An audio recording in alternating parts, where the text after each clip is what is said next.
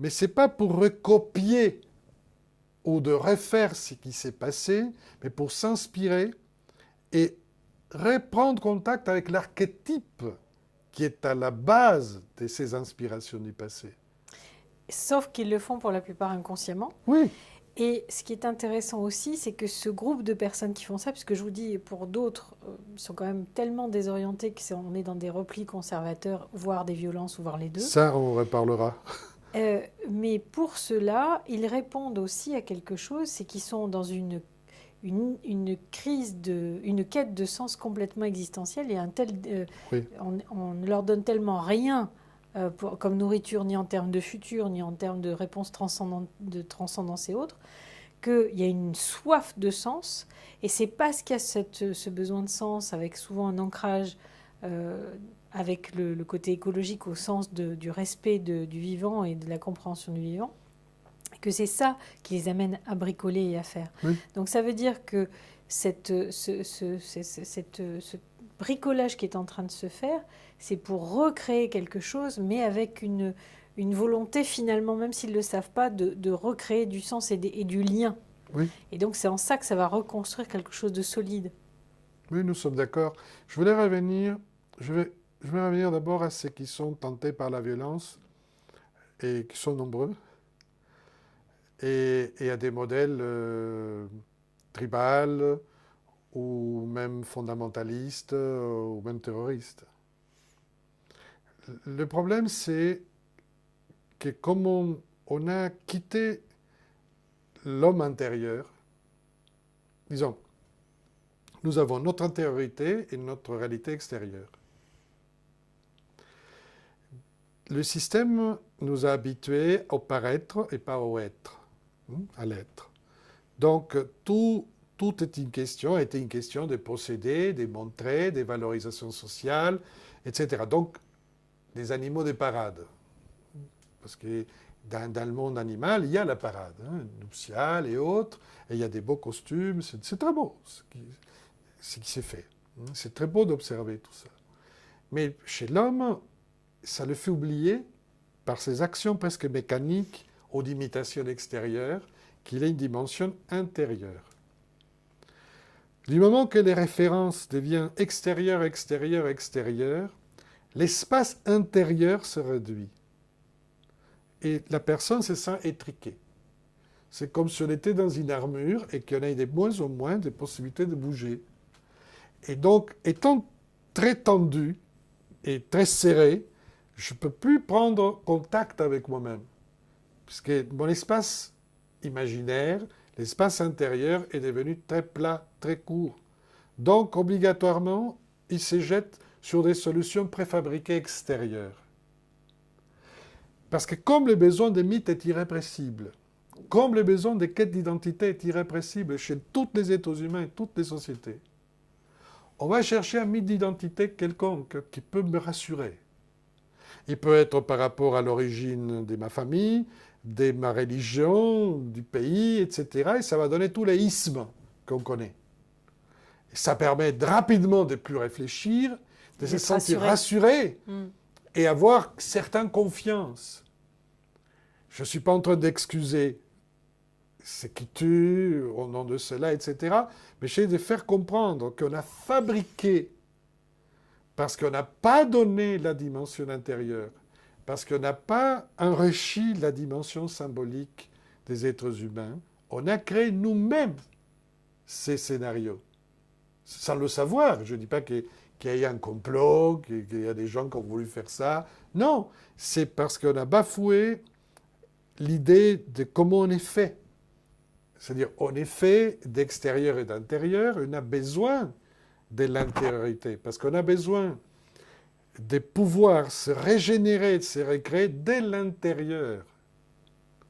Ne serait-ce que pour être en capacité de, de supporter, de gérer ce qui vient de l'extérieur. C'est-à-dire que s'il n'y a aucune dimension intérieure, aucun volume intérieur, n'importe quelle chose qui vient de l'extérieur, surtout si elle est stressante, est insupportable.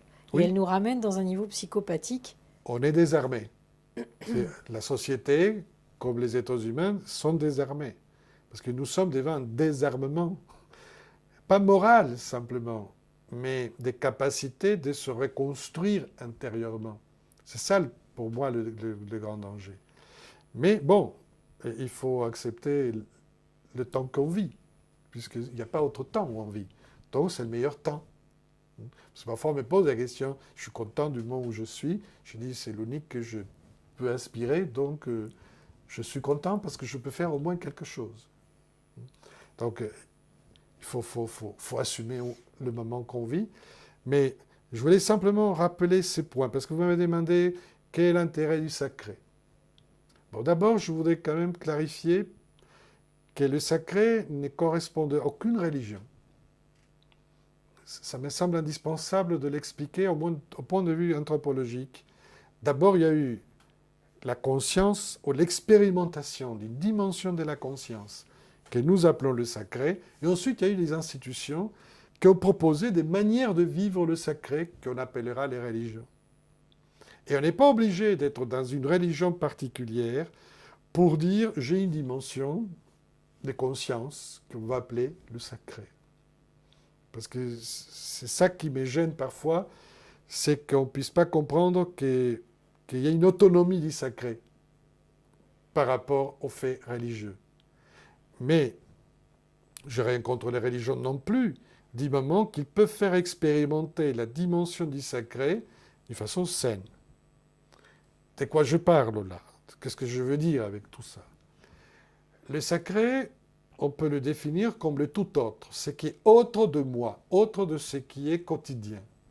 Pour que j'aie l'impression que quelque chose va être sacré, c'est qu'il me révèle quelque chose qui est autre, qui est très différent, et qui va produire quelque part une admiration, une stupeur, parfois même de l'effroi, mais va me sortir de la dimension où je suis.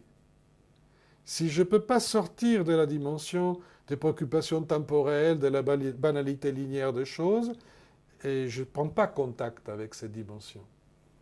C'est pour ça que Otto, vous l'avez déjà défini comme le tout autre. Ce qui me sort d'une dimension horizontale et qui me met debout intérieurement, me fait regarder le ciel, la nature avec d'autres yeux. La dimension du sacré permet de voir le monde autrement, au-delà de ce qui est observable. Ça, c'est ce qu'on appelle, nous, le sacré. C'est-à-dire que la capacité qui éveille ou qui fonctionne avec le sacré, c'est la possibilité de symboliser. Donc de se représenter des choses autres que leur fonction matérielle. C'est-à-dire, quelque chose devient symbole quand il perd sa capacité fonctionnelle en faveur de la possibilité de signifier autre chose. On a parlé tout à l'heure de l'arbre. De l'arbre, on va attendre qu'il donne du bois pour se chauffer, qu'il donne des fruits pour manger, de l'ombre pour s'abriter.